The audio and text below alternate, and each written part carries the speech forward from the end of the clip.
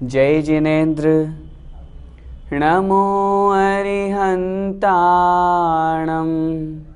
नमो सिद्धाणं नमो आयर्याणं नमो उवज्झायाणं नमो लोये सव्वसाहूणं। पंच परमेष्ठी भगवान की जय। द्वादशांग जिनवाणी माता की जय। संत शिरोमणि आचार्य भगवान 108 श्री विद्यासागर जी महाराज की जय। परम पूज्य मुनिपुंगव 108 श्री सुधा सागर जी महाराज की जय। अढ़ाई द्वीपस्थ समस्त मुनिराजों की जय। श्रवण संस्कृति स्वाध्याय पाठ्यक्रम में हमने प्रथम अध्याय जिसमें दर्शन स्तुति सिद्धांत प्रवेशिका भाग 1 की पुस्तक में प्रथम अध्याय समझ लिया था। आइए दूसरा अध्याय जो नमोकार महामंत्र का है उसका महत्व, उसका अर्थ हम सभी समझते हैं। इस पाठ में सबसे पहले मैं नमोकार मंत्र का उच्चारण करूंगा। आप लोग बड़े ध्यान से सुनकर उस उच्चारण को ठीक करें। बहुत से लोग अशुद्ध उच्चारण करते हैं। नमोकार महामंत्र है, इसलिए हमें उस मंत्र का बहुत अच्छी तरह से शुद्ध उच्चारण करना है। निकाल लीजिए सभी अपनी अपनी पुस्तक पाठ 2 नमोकार महामंत्र पेज नंबर 2। नमो अरिहन्ताणं नमो सिद्धाणं नमो आयर्याणं नमो उवज्झायाणं नमो लोये सव्वसाहूणं। नमो अरिहन्ताणं शुद्ध उच्चारण हम करेंगे। अरि री छोटी है। नमो अरिहन्ताणं अर्थ बनेगा नमो नमस्कार हो अरिहन्ताणं अरिहंतों को। लोक में जितने भी अरिहंत हैं उन सभी को मेरा नमस्कार हो। नमो सिद्धाणं नमो अर्थात नमस्कार हो, सिद्धाणं अर्थात सिद्धों को। लोक में जितने भी सिद्ध हैं उनको मेरा नमस्कार हो। नमो आयर्याणं एक बात ध्यान रखें, बहुत से लोग आयर्याणं बोलते हैं, वो अशुद्ध हैं। मूल पाठ में नमो आयर्याणं है, इसलिए हमें आयर्याणं ही बोलना है। दूसरी गलती इसमें री को बड़ी भी कर देते हैं, आयर्याणं इस तरह से कर देते हैं, वो अशुद्ध हो जाता है। इसलिए हमें बहुत अच्छी तरह से शुद्ध उच्चारण करना है। नमो आयर्याणं। नमो अर्थात नमस्कार हो, आयर्याणं अर्थात आचार्यों को। लोक में जितने आचार्य हैं उन सभी को मेरा नमस्कार हो। नमो उवज्झायाणं नमो अर्थात नमस्कार हो, उवज्झायाणं अर्थात उपाध्यायों को। लोक में जितने उपाध्याय हैं उन सभी को नमस्कार हो। नमो लोये सव्वसाहूणं साहूणम में भी हु बड़ा है, इस बात का भी हमें ध्यान रखना है। साहूणम नहीं बोलना, साहूणम इस तरह से उच्चारण करना है। नमो अर्थात नमस्कार हो, लोये अर्थात लोक में, सव अर्थात सभी, साहूणम अर्थात साधुओं को। लोक में सभी साधुओं को नमस्कार हो। यहाँ इस नमोकार मंत्र में जो लोये शब्द दिया है, लोये अंत में दिया है, नमो लोये सव्वसाहूणं, यह लोये शब्द का अर्थ सभी के साथ जोड़ना है। नमो अरिहन्ताणं लोक में सभी अरिहंतों को नमस्कार हो। नमो सिद्धाणं लोक में सभी सिद्धों को नमस्कार हो। नमो आयर्याणं लोक में सभी आचार्यों को नमस्कार हो। नमो उवज्झायाणं लोक में सभी उपाध्यायों को नमस्कार हो। और नमो लोये सव्वसाहूणं लोक में सभी साधुओं को नमस्कार हो। हमें इस बात का ध्यान रखना है उच्चारण हमारा शुद्ध हो। आजकल नमोकार मंत्र की बहुत नई नई धुनें निकालते हैं, बहुत सी कैसेट सुनने को भी मिलती है, उनमें अशुद्ध उच्चारण होता है। हमने जो उच्चारण किया वो आर्या छंद में है इसलिए आर्या छंद में ही हमें नमोकार मंत्र का उच्चारण करना चाहिए, तभी शुद्ध उच्चारण हो पाएगा। यदि अशुद्ध उच्चारण हुआ तो महामंत्र का जो हमें फल प्राप्त होना चाहिए वो नहीं मिल पाता है। इसलिए हम अन्य धुन की अपेक्षा नमोकार मंत्र अपनी जो मूल धुन है, आर्या छंद है, उसी में हम उच्चारण करें। अर्थ हमने समझा, नमोकार मंत्र का अर्थ समझते हैं, इसलिए समझने के बाद में हमें जब भी हम नमोकार मंत्र बोलें, हमारे माइंड में, हमारे अंदर, हमारे मस्तिष्क में, हमारे मन में अरिहंत भगवान की, सिद्ध भगवान की, आचार्य भगवान की, उपाध्याय परमेष्ठी और साधु परमेष्ठी की छवि आनी चाहिए, जिससे वहाँ भावों के साथ पहुँच करके हम नमस्कार करें और नमोकार मंत्र के फल को प्राप्त करें। आइए अब आगे हम पाठ पढ़ते हैं। मंत्र किसे कहते हैं? देखिए अपनी अपनी किताब में, मंत्र जिसमें अनंत शक्ति और अनंत अर्थ विद्यमान रहते हैं। हम नमोकार मंत्र पढ़ रहे हैं। मंत्र किसे कहते हैं? जो छोटा हो लेकिन अर्थ बहुत विशाल हो, जो बीजाक्षरों से संयुक्त हो, जिसमें अनंत शक्ति विद्यमान रहती हो। साथ में कह रहे हैं तथा जिसके पाठ मात्र करने से कार्य की सिद्धि हो जाती है, उसे मंत्र कहते हैं। नमोकार महामंत्र का बहुत महत्व है और भी अन्य जितने भी मंत्र हैं, उन मंत्रों का जाप करने से, उनकी सिद्धि करने से समस्त कार्य सफल हो जाते हैं। दुनिया में ऐसा कोई कार्य नहीं जो असिद्ध हो। मंत्र जाप करने से वह कार्य सिद्ध हो जाता है। सभी मंत्रों में महामंत्र नमोकार है, इसलिए नमोकार मंत्र की हम चर्चा कर रहे हैं। नमोकार मंत्र पढ़ने से किसी तरह का कोई दुख नहीं, किसी तरह का कोई कष्ट नहीं, सभी कार्य सिद्ध हो जाते हैं। नमोकार मंत्र में 5 परमेष्ठी को नमस्कार किया गया है, इसलिए इस मंत्र को नमोकार मंत्र या नमस्कार मंत्र भी कहते हैं। क्योंकि अभी हमने पढ़ा जो नमोकार मंत्र, उसमें नमो प्रथम जो शब्द है वह नमो है, उसका अर्थ होता है नमस्कार हो। इसलिए हम इसे नमस्कार मंत्र अथवा पंच नमस्कार मंत्र, क्योंकि 5 परमेष्ठी को किया है इसलिए पंच नमस्कार मंत्र भी कहते हैं। इनमें जो जिनको हमने नमस्कार किया है वो है परमेष्ठी, इसलिए इसे हम परमेष्ठी मंत्र भी कहते हैं। आइए समझते हैं परमेष्ठी किसे कहते हैं। जो परम पद में स्थित होते हैं उन्हें परमेष्ठी कहते हैं।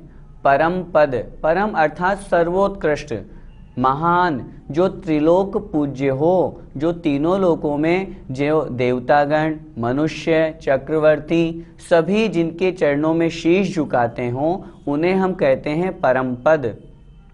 5 पद जो भी हमने पढ़े, अरिहंत, सिद्ध, आचार्य, उपाध्याय और साधु, ये 5 परमेष्ठी का पद परम पद कहलाता है। दुनिया के राजा महाराजा सभी जिनके चरणों में झुकते हैं, देश का प्रधानमंत्री, देश के राष्ट्रपति भी जिन मुनि महाराज आचार्य भगवान के चरणों में झुकते हैं, वह परम पद कहलाता है। उस परम पद में जो स्थित होते हैं उन्हें परमेष्ठी कहते हैं। परमेष्ठी 5 होते हैं, अरिहंत, सिद्ध, आचार्य, उपाध्याय और साधु। आइए हम इन 5 की क्रमशः परिभाषा समझते हैं। सबसे पहले अरिहंत परमेष्ठी, जिन्होंने 4 घातीय कर्मों को नष्ट कर दिया है। 4 घातीय कर्म कौन कौन से? ज्ञानावरण, दर्शनावरण, मोहनीय और अंतराय। इन 4 घातीय कर्मों का जिन्होंने घात कर दिया, जिन्होंने इनको समाप्त कर दिया, और जो 18 दोषों से रहित होते हैं, क्षुधा भूख लगना, तृषा प्यास लगना, भय डर लगना इत्यादि 18 प्रकार के दोष आचार्यों ने कहे हैं। क्षुत पिपासा आदि उन 18 दोषों से जो रहित होते हैं उन्हें अरिहंत परमेष्ठी कहते हैं। दो प्रकार की परिभाषा की अपेक्षा हमें समझना है। जिन्होंने 4 घातीय कर्मों का क्षय कर दिया, जो 18 दोषों से रहित हो गए, अर्थात जो वीतरागी, सर्वज्ञ और हितोपदेशी जिनेंद्र भगवान हैं, उन्हें हम अरिहंत कहते हैं। सामान्य से हम देखें, जिन्होंने केवल ज्ञान को प्राप्त कर लिया, जो समोह शरण में विराजमान हैं, ऐसे महान पद के धारक जो साधुगण होते हैं, जिन्हें हम केवल ज्ञानी भगवान भी कहते हैं, वे अरिहंत परमेष्ठी कहलाते हैं। इनके 46 मूल गुण होते हैं। सिद्ध परमेष्ठी किसे कहते हैं? जो अमूर्तिक, अष्टकर्म से रहित, सम्यक्त्वादि अष्ट गुणों से सहित होते हैं, उन्हें सिद्ध परमेष्ठी कहते हैं। परिभाषा में हमने पढ़ा अमूर्तिक। अमूर्तिक किसे कहते हैं? जो रूप, रस, गंध और स्पर्श से रहित होते हैं, अर्थात जो हमें दिखाई नहीं देते, क्योंकि ये चारों जो गुण हैं, रूप, रस, गंध, स्पर्श, ये तो पुद्गल के हैं। हम पढ़ रहे हैं सिद्ध भगवान, ये तो अमूर्तिक आत्मा, शुद्ध आत्म द्रव्य जो है, उसका नाम है सिद्ध भगवान, सिद्ध परमेष्ठी। तो जो रूप, रस, गंध, स्पर्श आदि से रहित होते हैं, उन्हें अमूर्तिक, वो अमूर्तिक कहलाते हैं। अष्टकर्म से रहित, ज्ञानावरण, दर्शनावरण, मोहनीय, वेदनीय, आयु, नाम, गोत्र और अंतराय, ये 8 कर्म होते हैं। इन 8 कर्मों से जो रहित होते हैं, वे कहलाते हैं सिद्ध भगवान। आगे कह रहे हैं सम्यक्त्व आदि अष्टगुण, जो क्षायिक सम्यक्त्व, क्षायिक चारित्र, अनंत ज्ञान, अनंत दर्शन, अनंत सुख, अनंत वीर्य, अव्यबाधत्व आदि 8 जो गुण हैं, जो अष्ट कर्मों के नष्ट होने पर उनमें प्रकट हुए हैं, जिनमें ये 8 गुण पाए जाते हैं, वे कहलाते हैं सिद्ध भगवान। ये लोक के अंत में विराजमान होते हैं। हम और आप जो लोक का नक्शा देखते हैं, जो चित्र देखते हैं, जिसमें पुरुषाकार हाथ लगा करके जो एक आकृति बनी हुई होती है, 14 राजू जो लोक बना हुआ है, उसमें बिल्कुल टॉप पॉइंट पर ऊपर ये लोक का अंत है ऊपर की तरफ से, और यहाँ पर बिल्कुल अंत में तनुवात वलय, उस स्थान पर जो विराजमान होते हैं, वो कहलाते हैं सिद्ध परमेष्ठी। अरिहंत भगवान कहाँ विराजमान होते हैं? अरिहंत भगवान संसार में, मनुष्य क्षेत्र में, जहाँ जहाँ से मोक्ष पद को प्राप्त किया जा सकता है, ऐसे 2.5 द्वीप में, मनुष्य क्षेत्र में, कर्म भूमि में अरिहंत भगवान विराजमान होते हैं। उनका समोषण लगता है, अथवा सामान्य केवली की गंधकूटी लगती है। सिद्ध भगवान वही अरिहंत जब शेष 4 अघातीय कर्मों का क्षय कर देते हैं, 8 कर्मों का क्षय कर दिया, तो वे ही लोक के अंत में जाके विराजमान हो जाते हैं। वे कहलाते हैं सिद्ध परमेष्ठी। आचार्य परमेष्ठी जो पंचाचारों का स्वयं आचरण करते हुए अन्य साधुओं से भी आचरण कराते हैं। पंचाचार दर्शन, ज्ञान, चारित्र, तप और वीर्य, ये 5 आचार कहलाते हैं, पंचाचार कहलाते हैं, जो स्वयं तो इसका पालन करते ही करते हैं, अपने शिष्यों को भी कराते हैं, उनको शिक्षा देते हैं, उनको मोक्ष मार्ग में लगाते हैं, और संघ के प्रधान होते हैं, संघ में मुख्य होते हैं। जैसे घर का मुखिया होता है, उसी तरह उस संघ के वो मुखिया हैं, जिनका आदेश सभी शिष्य मानते हैं कि हाँ, हमारे गुरु हैं, हमारे आचार्य भगवान हैं, ये हमें जैसा आदेश देंगे वैसा हमें कार्य करना है। और शिक्षा, दीक्षा एवं प्रायश्चित्त देते हैं, उन्हें आचार्य परमेष्ठी कहते हैं। जो शिक्षा के साथ में दीक्षा भी देते हैं। हम भव्य जीवों को यदि मोक्ष मार्ग पर लगना है तो हम क्या करें? आचार्य भगवान के पास में पहुँचें, उनसे निवेदन करें, उनके चरणों में श्रीफल समर्पित करके यदि उनसे हम निवेदन करेंगे, अगर वो हमें योग्य समझेंगे, हमारी परीक्षा करके वो दीक्षा देंगे। तो जो शिक्षा के साथ में दीक्षा भी देने का कार्य करते हैं और उसके साथ साथ प्रायश्चित्त भी देते हैं।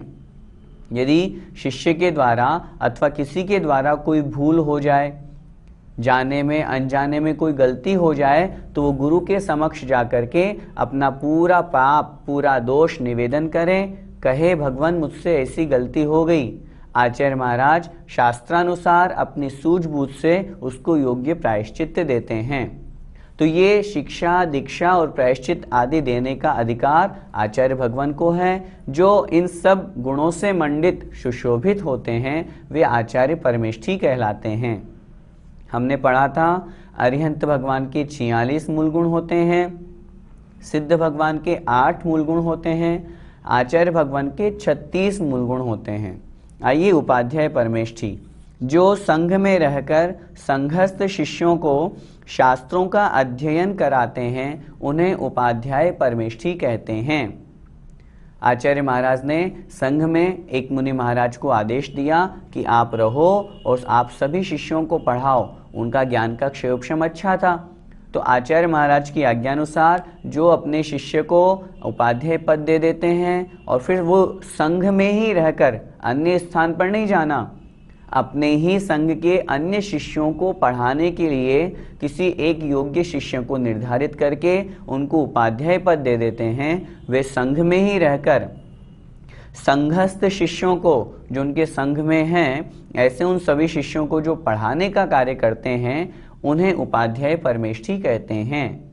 ये 11 अंग 14 पूर्व के पाठी रूप जो 25 मूल गुण की परिभाषा है, यह भी उपाध्याय की परिभाषा समझनी चाहिए। चूंकि वर्तमान में वो उपलब्ध नहीं है, इसलिए जो आचार्य महाराज के आज्ञानुसार उनके आशीर्वाद से या उनके द्वारा उपाध्याय पद दे करके संघ में जो पढ़ाने का कार्य करते हैं वे भी उपाध्याय कहलाते हैं। इस अपेक्षा से उपाध्याय परमेष्ठी के 25 मूल गुण होते हैं। साधु परमेष्ठी, जो ज्ञान, ध्यान, तप में लीन रहते हैं, जिनके 3 ही कार्य हैं, हमेशा स्वाध्याय करना, ज्ञान का क्षयोक्षम बढ़ाना, आगम शास्त्र जो आचार्य प्रणीत ग्रंथ हैं उनको निरंतर पढ़ते रहना, जिससे उपयोग बहुत अच्छा बना रहे। स्वाध्याय के बाद में ध्यान में लीन हो जाना, सामायिक में लीन हो जाना, यथा योग्य जो मूल गुणों का पालन है वो तो करना ही, साथ में ही ध्यान आदि उत्कृष्ट तप करना, और साथ में तपस्या करते रहते हैं, जो कभी उपवास करते हैं, कभी ऊनोदर करते हैं, अर्थात भूख से कम खाते हैं। इस तरह से जो ज्ञान, ध्यान, तप में लीन रहते हैं एवं आरंभ परिग्रह से रहित होते हैं। आरंभ का मतलब हिंसा, जो मन, वचन, काय तीनों से हिंसा के त्यागी हैं, जो कृत कारित अनुमोदना स्वयं भी नहीं करते, दूसरों को भी नहीं कराते, कोई कर रहा है तो उसकी अनुमोदना भी नहीं करते, कभी किसी को ऐसी शिक्षा नहीं देते कि तुम हिंसा का कार्य करो। परिग्रह, जिनके पास एक धागा मात्र भी परिग्रह नहीं होता, ऐसे जो साधु, ऐसे जो मुनि महाराज होते हैं वे साधु परमेष्ठी कहलाते हैं। क्या मतलब? साधु परमेष्ठी की परिभाषा, जो ज्ञान, ध्यान और तप में लीन रहते हैं, आचार्य महाराज से दीक्षा ली, बस अब उनके आराम से उनके आदेश से अपना कार्य कर रहे हैं, ज्ञान, ध्यान, तप में लीन हैं। आरंभ परिग्रह से जिन्हें कोई मतलब नहीं है, संसार के क्रियाकांडों से कोई मतलब नहीं है, परिग्रह से कोसों दूर हैं, जिनके पास एक धागा मात्र भी परिग्रह नहीं है। दिगंबर हैं, दिगंबर का अर्थ ही होता है दिक अंबर, दिक अर्थात दिशाएं ही जिनकी, अंबर मतलब वस्त्र हैं, दिशाएं ही जिनकी वस्त्र हैं। दशों दिशाएं वस्त्र होने से जो नग्न दिगंबर होते हैं, पिच्छी कमंडल धारी होते हैं, वे साधु परमेष्ठी जो 28 मूल गुणों का पालन करते हैं, उन्हें हम कहते हैं साधु परमेष्ठी। इस प्रकार ये 5 परमेष्ठी होते हैं। इन 5 परमेष्ठी की परिभाषा हमने समझी। वर्तमान में इन 5 परमेष्ठी में से हमें साक्षात कितने परमेष्ठी के दर्शन हो सकते हैं? बताइए। उत्तर मिलेगा 3 परमेष्ठी के, आचार्य, उपाध्याय और साधु। चूंकि हम भरत क्षेत्र में रहते हैं, पंचम काल चल रहा है और हमारे पास साक्षात अरिहंत भगवान वर्तमान में नहीं है। विदेह क्षेत्र में तो 20 तीर्थंकर कम से कम हमेशा विद्यमान रहते ही रहते हैं, लेकिन हम भरत क्षेत्र में रहते हैं। अंतिम तीर्थंकर भगवान महावीर स्वामी हुए, तो इस अपेक्षा से हमें वर्तमान में अरिहंत के दर्शन तो हो नहीं सकते। सिद्ध भगवान तो सिद्धालय पर विराजमान है लोक के अंत में, इसलिए वर्तमान में आचार्य, उपाध्याय और साधु, इन 3 परम परमेष्ठियों के हम दर्शन करते हैं, पूजन करते हैं, उनके चरणों में वंदन करते हैं। हमने नमोकार मंत्र का अर्थ समझा, 5 परमेष्ठि की परिभाषा समझी। नमोकार मंत्र का महत्व क्या होता है, आगे हम देखते हैं। ऐसो पंच नमो यारो सव पावपणासनो मंगलाणं च सव्वेसिं परमं होई मंगलम। इस छंद के उच्चारण में भी बहुत से लोग अशुद्धि करते हैं। कितनी कैसेट्स सुनी हैं, उनमें णमुक्कारो बोलते हैं, णमोकारो बोलते हैं, वो अशुद्ध है। शुद्ध क्या है? नमो यारो। हमें पूरा शुद्ध उच्चारण करना है। ये कक्षा इसीलिए पढ़ाई जा रही है, श्रवण संस्कृति स्वाध्याय पाठ्यक्रम इसीलिए चलाया गया है ताकि हम और आप अपने जीवन को परिवर्तित कर सकें। जो हमारे में गलतियां हैं, उन गलतियों को हम सुधार सकें। इसलिए नमो यारो बोलना है, नमोकारो नहीं। साथ में अंत में परमम होई मंगलम, हवई मंगलम नहीं। बहुत से लोग परमम हवई मंगलम इस तरह से बोलते हैं, अशुद्ध उच्चारण हो जाता है। हवई नहीं लिखा, होई। जो हमने उच्चारण किया वही मूल पाठ है, उसे ही हमें स्वीकार करना चाहिए। घर आदि में, मंदिर आदि स्थान पर भी यदि कहीं लिखवाना हो तो हम शुद्ध ही लिखवाएं, स्वयं भी शुद्ध बोलें, अन्य लोगों को भी बताएं, देखो शुद्ध ये है, हमें शुद्ध ही बोलना है।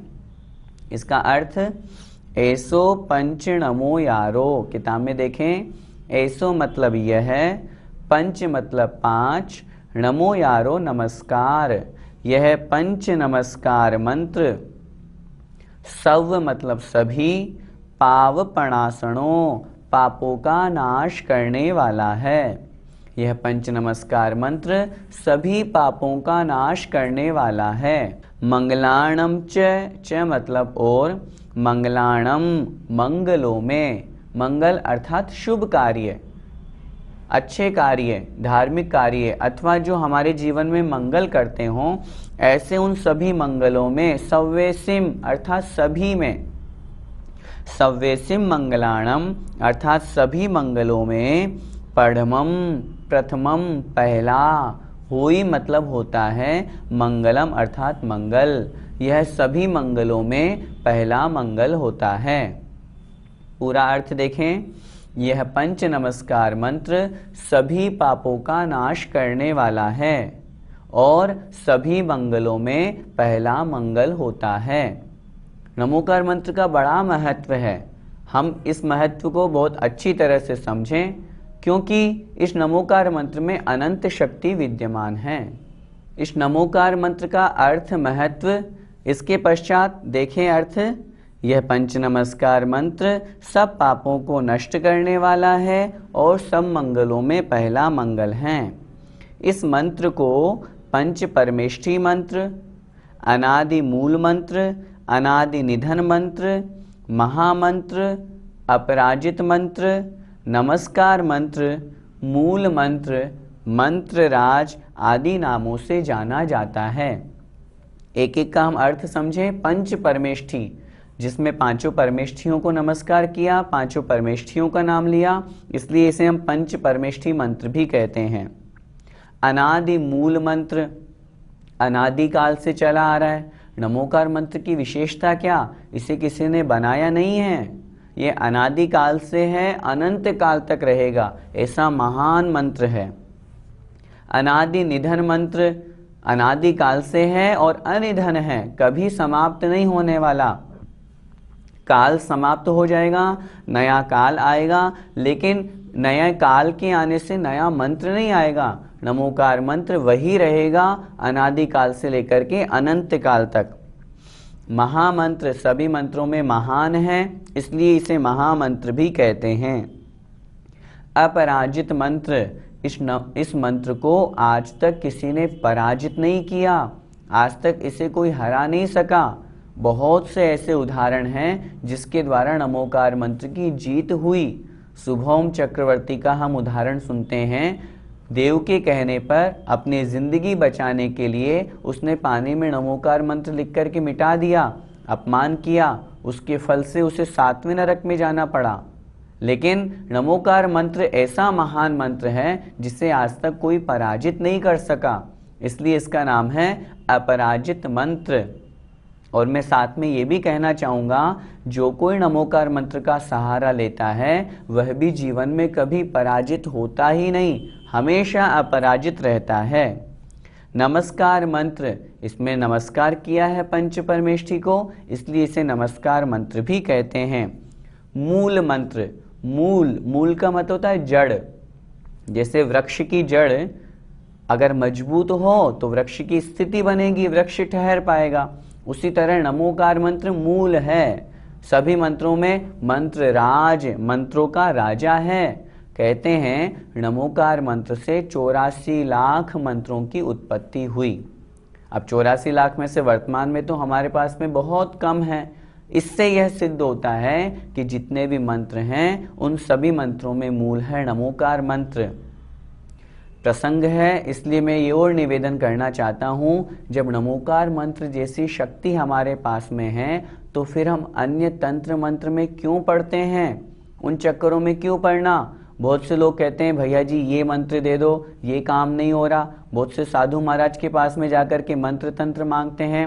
मैं आपसे हाथ जोड़कर निवेदन करता हूँ, बड़े दया भाव के साथ में किसी भी चक्कर में नहीं पड़ना। नमोकार मंत्र के ऊपर श्रद्धान करो, नमोकार मंत्र के ऊपर विश्वास करो। इस जैसा मंत्र है ही नहीं। अनेक अन्य संप्रदाय वाले लोगों से चर्चा हुई कभी, वो लोग भी इस मंत्र की शक्ति का प्रयोग करते हैं, और हम और आप अपने जैन कुल में पैदा होने के बावजूद भी हम नमोकार मंत्र पर विश्वास नहीं कर पाते और अन्य जगह पर भटक जाते हैं। हम विश्वास लाएं, नमोकार मंत्र में महान शक्ति है। आप प्रयोग करके तो देखिए, अपने अंदर दृढ़ श्रद्धा ला करके जिनेंद्र भगवान के प्रति विश्वास करो। नमोकार मंत्र के प्रति विश्वास करेंगे तो हमारा कार्य सफल होगा। इसलिए नमोकार मंत्र के महत्व को बहुत अच्छी तरह से समझना है। आगे लिखते हैं, पंच परमेष्ठियों में यद्यपि सिद्ध परमेष्ठि सर्वश्रेष्ठ हैं, परंतु हम सबको कल्याण का मार्ग अरिहंत परमेष्ठि बताते हैं। अतः अरिहंत परमेष्ठि को सर्वप्रथम नमस्कार किया गया है। पांचों परमेष्ठि में सबसे बड़े कौन? सिद्ध भगवान। क्यों? क्योंकि उनके 8 कर्म नष्ट हो गए। अरिहंत भगवान के तो अभी 4 ही कर्म नष्ट हुए हैं, तो बड़े तो सिद्ध हैं, लेकिन फिर भी नमो अरिहंताणम कह के अरिहंतों को नमस्कार हो ऐसा पहले कहा और सिद्ध भगवंतों को बाद में नमस्कार किया। उसका कारण क्यों? उसका कारण ये, क्योंकि हमें सिद्धों का मार्ग भी तो अरिहंतों ने ही बताया है। सिद्ध परमेष्ठि तो सिद्धालय में जाके विराजमान हो गए। हमें अरिहंत भगवान ने, तीर्थंकर भगवंतों ने दिव्य ध्वनि के माध्यम से उपदेश दिया और बताया कि ये अरिहंत होते हैं, ये सिद्ध होते हैं, यह नमोकार मंत्र है, ये जिनवाणी है। इस तरह का सारा 7 तत्व 9 पदार्थ जो भी हमें उपदेश आज प्राप्त हुआ है वो सब कृपा अरिहंत भगवान की है। इसलिए उपकार की दृष्टि से उपकारी का पहले स्मरण किया जाता है। इसीलिए नमोकार मंत्र में अरिहंत भगवान को पहले नमस्कार किया। इस मंत्र की विशेषता क्या? इस मंत्र में 5 पद होते हैं, जो अभी हमने पढ़ा। नमोरियंताणम पहला, नमो सिद्धाणम दूसरा, इस तरह से 5 पद होते हैं। 35 अक्षर होते हैं। नमो अरिहंताणम, जैसे पहले पद में 7 अक्षर, इसी तरह से कुल मिलाकर 35 अक्षर होते हैं। 58 मात्राएं, नमोकार मंत्र में 58 मात्राएं होती है। जैसे नमो 3 मात्रा, ण की 1, मो की 2, अ री है, अ 1, री की 1, हन आधा अक्षर आगे है इसलिए हन 2 मात्रा, ता 2 मात्रा, णम की 2 मात्रा। कुल मिलाकर नमो अरिहंताणम, इसमें 11 मात्राएं हुई। इसी तरह अन्य में भी लगाएंगे तो कुल मिलाकर 58 मात्राएं होती है। साथ में 35 स्वर और 30 व्यंजन होते हैं। इस मंत्र की रचना किसी ने नहीं की, यह तो अनादि काल से प्रवर्तमान अनादि निधन मंत्र है। इस मंत्र को ईसा की पहली शताब्दी में सर्वप्रथम आचार्य पुष्पदंत महाराज ने षटखंडागम ग्रंथ के मंगलाचरण के रूप में प्राकृत भाषा में लिपिबद्ध किया था। नमोकार मंत्र हमें कहाँ से प्राप्त हुआ? नमोकार मंत्र हमें सबसे पहले षटखंडागम ग्रंथ जो आचार्य पुष्पदंत भूतबली महाराज के द्वारा रचित है, उन्होंने सबसे पहले इस नमोकार मंत्र को मंगलाचरण के रूप में वहाँ लिखा। लेकिन मंगलाचरण के रूप में वहाँ उन्होंने लिखा, उन्होंने रचना नहीं की, वो इसके राइटर नहीं हुए। उनके पास भी वो नमोकार मंत्र अनादि काल से प्राप्त था। उन्होंने तो पूर्वाचार्यों का, गणधर परमेष्ठी का, उन सबसे लेकर के वहाँ मंगलाचरण के रूप में उसको लिखा। आगे की जो सारी की सारी बातें लिखी वो उनकी स्वयं की रचना थी, लेकिन नमोकार मंत्र उनकी रचना नहीं थी। उन्होंने उसे लिपिबद्ध किया, वहाँ से लिया और लिखा। इसलिए नमोकार मंत्र हमें सबसे पहले वहाँ से प्राप्त हुआ, लेकिन हमें तो अनादि निधन अनंत काल तक रहेगा, अनादि निधन इस मंत्र को मानना चाहिए। यह मंत्र कहीं पर भी पढ़ने योग्य है, परंतु पवित्र स्थानों में ही उच्चारण करना चाहिए। अपवित्र स्थानों में मात्र मन में ही पढ़ना चाहिए। इस बात का हमें ध्यान रखना चाहिए। नमोकार मंत्र अपवित्रः पवित्रो वा सुस्थितो दुस्थितोऽपि वा ध्यायेत् पंच नमस्कारम सर्व पापैः प्रमुच्यते। पूजन की पंक्तियां हम पढ़ते हैं ना, इसलिए चाहे पवित्र हो चाहे अपवित्र हो, नमोकार मंत्र कोई आपत्ति नहीं है। अगर अपवित्र स्थान है तो मन में बोलें, पवित्र स्थान है तो बाहर भी बोलें। नमोकार मंत्र का बड़ा महत्व है। जब भी कभी किसी प्रकार की कोई आपत्ति विपत्ति दिखे, मन से नमोकार मंत्र बोलें, पंच परमेष्ठी का स्मरण करें, हमारा कार्य सिद्ध हो जाएगा, हमारी आपत्ति विपत्ति टल जाएगी, कर्मों का नाश होगा। इसलिए नमोकार मंत्र को हमें प्रतिपल श्वास श्वास में हमारे नमोकार मंत्र हो, ऐसी भावना रखनी चाहिए।